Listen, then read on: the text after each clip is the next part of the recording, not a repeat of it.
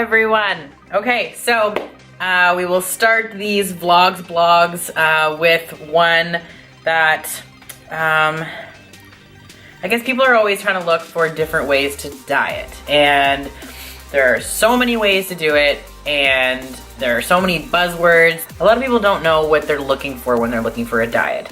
So some people get hung up on those buzzwords, things like keto or paleo or low carb, high carb, if it fits your macros, da da da da. Everyone gets so suckered in and pulled in to whatever is sort of popular at the time that they don't know if that's the right diet for them. Now, that being said, I also don't think there is a right or a wrong diet. Rather than diet, maybe a way of eating.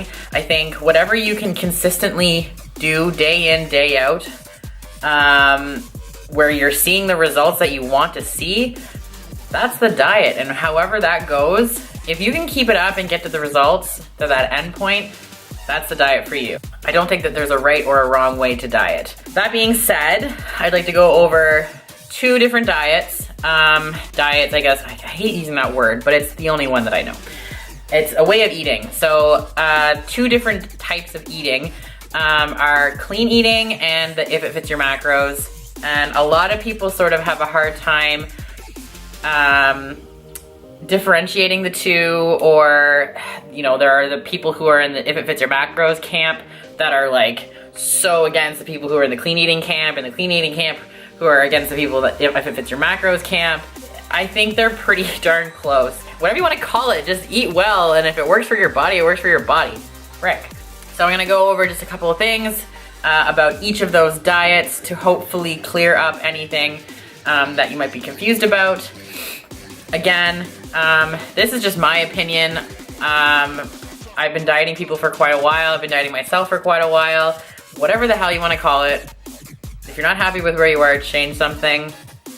Anyway, so I would have to say the clean eating diet is very subjective. It's, you know, avoiding those high refined sugars, your high glucose corn syrups, the highly processed food, very saturated in fat, the deep fried junk.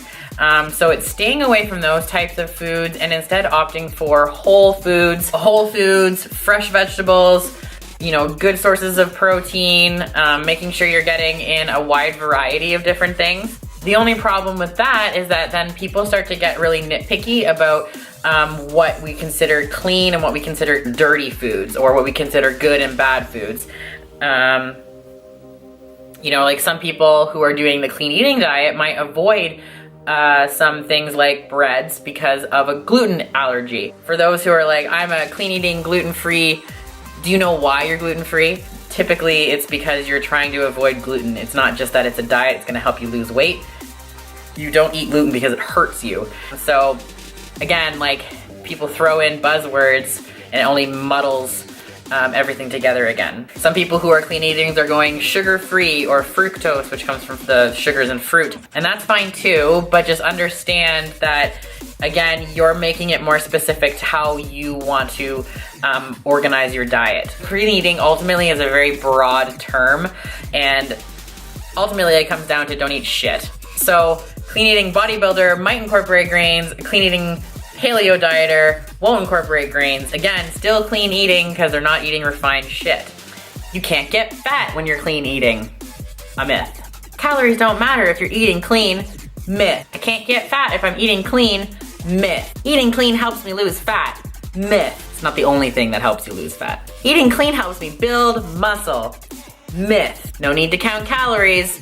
Big time myth. Your body comp is going to change, or your composition, how you're built, muscle to fat ratios, all of that is gonna come down to your total carbs, protein, and fat intake and the level of exercise or exertion that you're putting on your body in that day. That's what's gonna change it. Rice is rice, whether it's white rice or brown rice. The difference in the two, there is no cleaner rice than not. The difference in the two is how quickly you assimilate and absorb and even digest those. So there's yams and white potatoes, still both clean items. One is a little bit more high glycemic. The other one has a lot more nutrients and micros that'll help benefit in other areas. It's still, the carb is a carb there in that sense. It's just, again, how your body breaks down those carbs is what the difference is. You can still get fat if you're eating clean or doing paleo, whether it's good food or bad food, you can still get fat if you eat too much of it. Exercise, eat in moderation, eat the things that you enjoy, don't eat the things that you don't. Just don't overdo it. Doing too much of a good thing and doing too much of a bad thing is still gonna give you results. It just might not be the results that you want. So some good things about clean eating diet. It is gonna encourage eating a higher quality of food. So maybe you're gonna start looking differently at the foods that you see in the superstore. You're gonna looking at the back of a box of rice, right? Now you're gonna be able to kind of look and be mindful of the amount of micronutrients, so your vitamins and your minerals, the amount of fiber in things, where your fats are, fat isn't all bad, but it's where the fat is coming from that matters. Some people would say that clean eating is a much more strict way of dieting, and I would agree. You do have to kind of be a little bit more attentive. However, I do think that's a good thing for those who are starting out. And some people just want the rigidity of being, eating those same foods regimented day in, day out. I, for one, prefer to stick to foods that sit well with me, that I can make taste good, and just day in, day out like a robot. And it's worked for me over the years, and it's worked for several of my clients. That's that. I do think that some coaches should start people out with more of a set meal plan, then maybe incorporate a couple options, and then eventually the person should get a little tiresome of eating the same stuff, and that's when you can kind of introduce the idea of the if it fits your macros type of dieting. But I would still keep your diet, or yourself, if you're thinking about yourself, keep yourself still within range of those good foods, but maybe start to learn how many grams of carbs, fats, and proteins are in those meals that you've been eating, and then adjust kind of accordingly of what you're feeling.